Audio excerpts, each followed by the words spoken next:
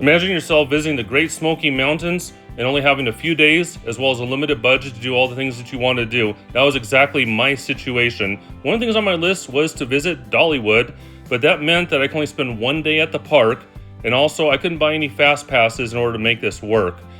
I could only get a regular ticket, and I had roughly 9 hours to make the most out of all this great stuff. Let's see how this works out. I'm exploring the horizons. Naturally, this is going to start in the parking lot.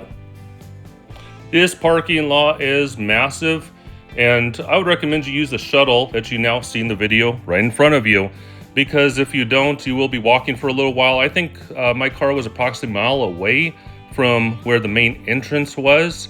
Unfortunately, it's not free. It's going to cost you an extra $25 on top of the basic ticket price to get in, but you can get that over the internet. Now, even if you can walk it just fine, I would just recommend just don't even waste your time with that, because you're gonna see in this video how much stuff I could actually get done in this great park. So the tram shuttles do run very regularly. They bring passengers back and forth. They're very quickly and efficiently. I did buy the tickets online for $89 each, which was actually on sale. They do have various sales and various specials. You might want to check, including meal packages are available. So you can also buy the tickets right at the park if you want. Upgrades like fast passes and electric scooters for people who are mobility impaired are available, and also be ready for lots of walking. Now, I find some of the decor very interesting as we get to Thunderhead Park, one of the rougher rides over there. And as you can see, I passed by the coffin to kind of help set the tone. So this is a fast wooden roller coaster. I tried to bring my GoPro onto the ride, but unfortunately I found out that it wasn't allowed. And so the lockers, or actually I should say storage spaces, were available, so I had to store my GoPro in there, but I missed it. But it was a very fast-paced, thrilling ride. No loops, it was just fast, and it was fun. What you're seeing right in front of you was a kid's ride. So now we're gonna go onto the drop line. So this is gonna be the second activity that I did. It's just a towering vertical drop ride, very simple. You've all seen this before. I wasn't allowed to bring my camera on this one, but I was able to get better footage before I had to put my camera away. So the drop is sudden and intense, and let's just say that it almost feels like your bladder goes all the way up to your throat because it's so quick. I personally like the ride. I'm into that kind of stuff, I guess. But watch this video as it goes up and slowly climbs up there and builds with the anticipation. Now, if you could actually hear the sound of the video, you'd actually hear people screaming their heads off as it drops down. After seeing it drop down, actually there were people that got out of the line and left, and literally one guy just said, "I'm out," and he left. Not joking. But I do highly recommend this ride for thrill seekers. Any items that are loose, they make you put along the fence in front of it, but at least you can kind of see where it's at. And if you do me a favor, please hit that like button. That would really help me out here. So we're going to look at some kiddie rides. This, I believe, was a lumberjack lift. I remember I took my children on there when they were a lot smaller. It's great for kids. And it was actually kind of relaxing up there. It's kind of a tamer version of the other riding. It doesn't drop you off nearly as fast. There's a lot of quirkiness in this park. So as you walk through here, pretty soon we're going to be coming up on a makeshift graveyard. When you see all these tombstones, you see the casket that was actually on the opposite side from where these tombstones were. That's when you know you're in the good stuff. That's the stuff that you probably wouldn't want to take your 4-year-old on, which honestly they wouldn't be allowed there anyway. So after that second ride, we're going to head over to our third activity. But again, this is a lot of walking around here. So anybody who has any mobility issues, I would recommend you get those electric vehicle scooters. We're going to go see a show called the Gazillion Bubble Show. Now, there is an app that has a map, and it will guide you to wherever you need to go in this park. The problem is that sometimes it slows down and it freezes, especially when there's more people in the park, because I noticed that more and more people got in the park, the more problems I had with the app. If there were fewer people, it actually worked pretty good. So just kind of be aware of that, and try to be aware of your surroundings, and try to remember where things are at as you pass by. Even make mental notes like these paper tents that are hanging above my head here, and these people in front of me in their head as well. So that way, if it does start glitching out on you, you're not completely reliant on it. I did get a little bit lost because the app started glitching right before I got to the show, but it took me 10 minutes roughly to find the Gazillion Bubble Show as we got in there. Now, please pay attention to the video. I'd recommend you look at all these stores and signs here. There's so many shops around here. This is just absolutely ridiculous. And there's plenty of things to do. You're not going to get bored here, and especially if you're trying to rush everything in one day like I did. In fact, there's 46 attractions and rides there alone. Now, that even includes stuff that were for smaller children. So now we're going to go into the Gazillion Bubble Show. And it literally is a bubble show, but there's also, it's a little bit of a magic show as well.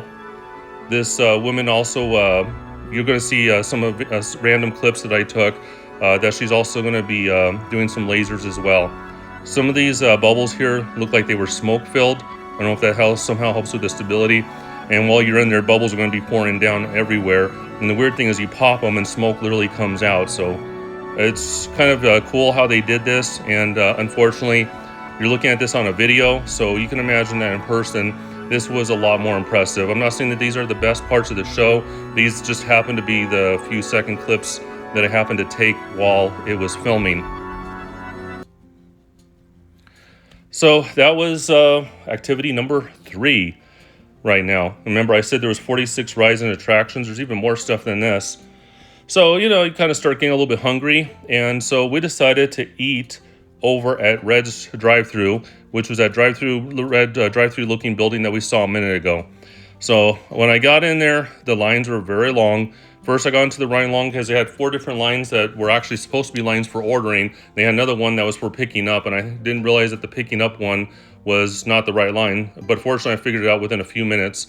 So I got on one of the correct lines, waited for a couple dozen people in front of me to get their food. And the menu was fairly limited. I ended up buying 4 meals there for burgers and fries.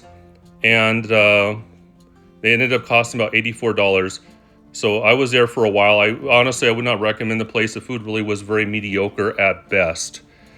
So now this next ride we're going to is the Fire Chaser Express. So fortunately, there are like little misters all throughout the park. I'm sorry, I did say that wrong. It's going to be the Smoky Mountain Rampage. My apologies. That's going to be later on. Those little misters do help keep you down. It was a cool down. It was about 90 degrees in the park. And some people were really struggling with the heat and the humidity there. I know I'm used to 110 degree weather, but it felt a little hot to me. And there were people that were talking about almost passing out. I came at the end of July, so just remember it, plan accordingly. Make sure you dress appropriately. There was one guy that was wearing a black shirt, a long sleeve shirt. And they have some cool little signage and little things to look at. Even this warning sign that you're going to get wet. I did figure out a way you can get wet. Just don't get on it. But if you could do me a favor and momently take that subscribe button while we continue our ride.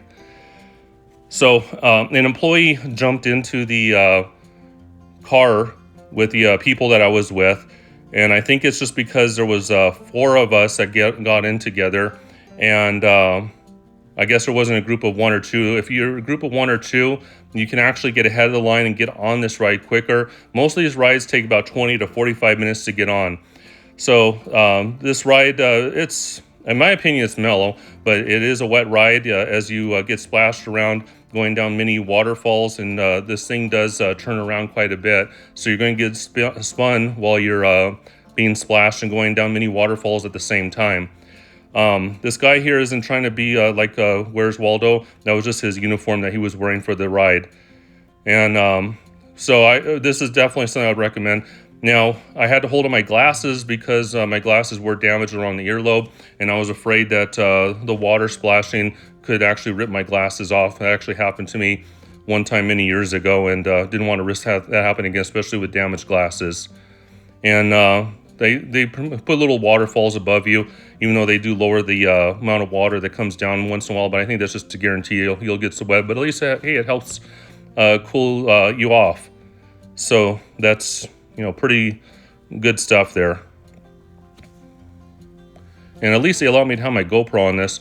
Basically, anything that was unsecured, in their opinion, they wouldn't allow on there. And even though I had a tethered device for the GoPro, they decided that didn't really meet their standards. So that's why I had to store the GoPro away for some of this stuff. Very disappointing, because I would have some better video footage for you if that would have worked out.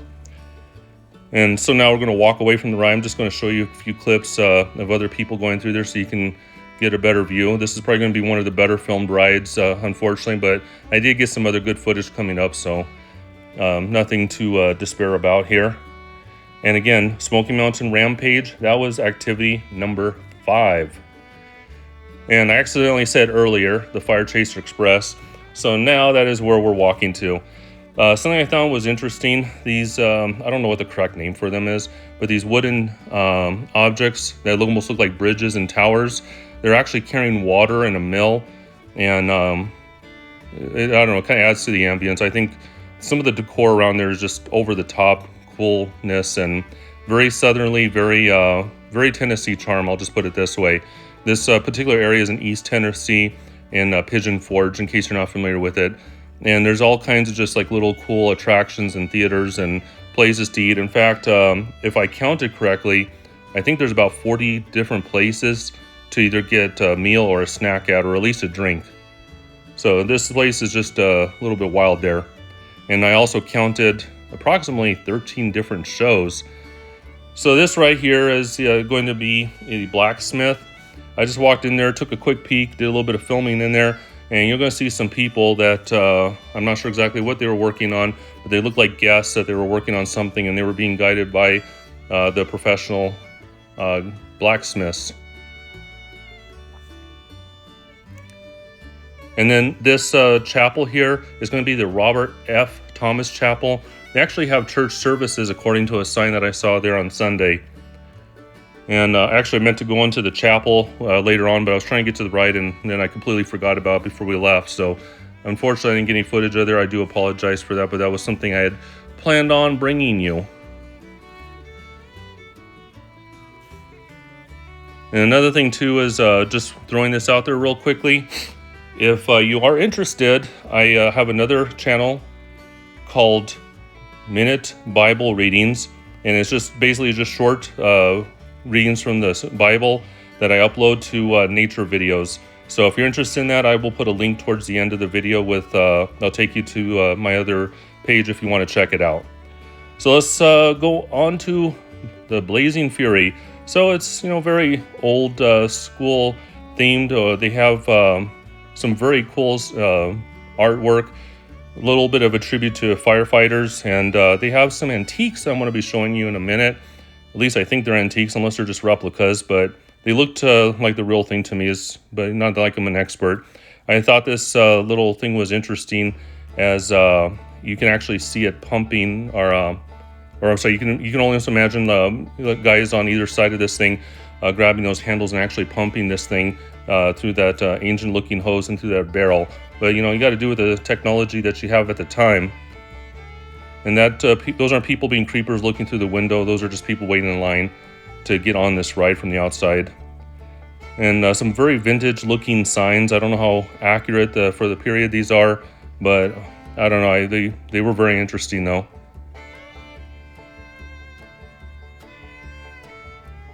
And I found this sign very interesting. Essentially, it was kind of common sense, but kind of makes sense. So I was able to bring the GoPro on this one, but unfortunately it was very dark. I couldn't capture much. So I'm just going to show you a little bit that somewhat came out. There was characters in there. There was kind of a thing going on. They were interacting. There was actually some humor in there. And portrayals of fire rescue situations. This is a good option for somebody who prefers a gentler ride, but maybe nothing that's too gentle would be my preference to say on this one. And overall, I think most people could actually handle this ride very, very easily. It shouldn't be much of a problem at all. And the drops that does have on here, they're nothing crazy. And also, if you could just do me a favor, and if you haven't already done so, hit that like and subscribe button. I will be releasing more videos that cover the Tennessee, including the Great Smoky Mountains and some other cool places that I saw over there. So if you're interested in Tennessee videos, please subscribe. And I also have some cruise videos, as well as some other things you can check out on my YouTube channel, including a lot of places in El Paso, Texas, and Las Cruces, New Mexico area. This right here is going to be the Calico Falls Schoolhouse. It is a replica schoolhouse of a vintage, I don't know what time period it's supposed to be, but you can't go in there. I just stuck my camera in there to do some filming. Right outside there, there's some bald eagles. They also have a bird show called Wings of America Bird Show nearby there. So that might be something that, again, you might be interested in. Please pay attention to these signs. So we're going to head over to Daredevil's Falls. Unfortunately, I couldn't get too far into Daredevil's Falls, so I'll have to explain it to you. It's basically a classic log flume ride. It reminds me a little bit of Splash Mountain. It's very fast, it's fun, very wet. But unfortunately, again, you can't take your stuff in there, and they were very, very strict about having unsecured items in there. Even items that are tethered to you, like I was able to tether the GoPro, it was still a no-go. So I had to respect the rules. You're going to see some lockers coming up. That's where I had to put my stuff to get on that ride. So going on to the next one, we're going to go to the Heartsong. So this will be activity number 8. It's essentially a 20-minute video that talks about Dolly Parton's life, what it was like for her to grow up. It was a little bit inspirational, wasn't my cup of tea, but if you're interested in early or East Tennessee life from the early or part of the century or last century, it's a great video for that. You have to pass by a lot of flowers and beautifully decorated areas. So going on to our 9th activity, we were getting a little bit hungry at this time. It was around 6 p.m.-ish. So we decided to go have dinner at the Front Porch Cafe. And this was definitely the best meal there. I had butterfly-shaped grilled chicken club sandwich. Everything tasted homemade, just fresh. It was great. And another person in my party also ordered chicken salad, croissant, and also liked it. For 4 of us, it was $93. That included tip and tax. So it wasn't that much more expensive than the Front Porch Cafe, and it was a much better meal. So we finally ended up the day shopping. My wife wanted to buy some souvenirs, and my kids wanted to buy some stuff too for friends and for other people. The Emporium, which I'm going to show at the very end of the video, is actually one of the biggest shops. So essentially, we ended up, completing roughly 10 activities out of the 46 attractions, 13 shows, and 40 places to either get food or drink. So this is, very packed. Day, but at the same time, I would say that one day, if you want to see the entire park, it's just not going to be enough. I did see that sometimes they have specials for 2-day passes where you buy 2 days for the price of one. That was one of the internet options. I would have taken that one had I had more time to visit. So please hit that like and subscribe button. And also let me know what you think in the comments, and if you have any suggestions. If you would like to see other videos about Tennessee, I do have several that are in the works that I will be releasing later. I also have videos about Las Cruces, New Mexico, as well as El Paso, Texas, and a few other places, including cruise stops. So you might want to explore my channel if any of those topics sound really interesting to you. And this wheel healer is actually inside one of the gift shops. Actually, I found this more interesting than anything else in there.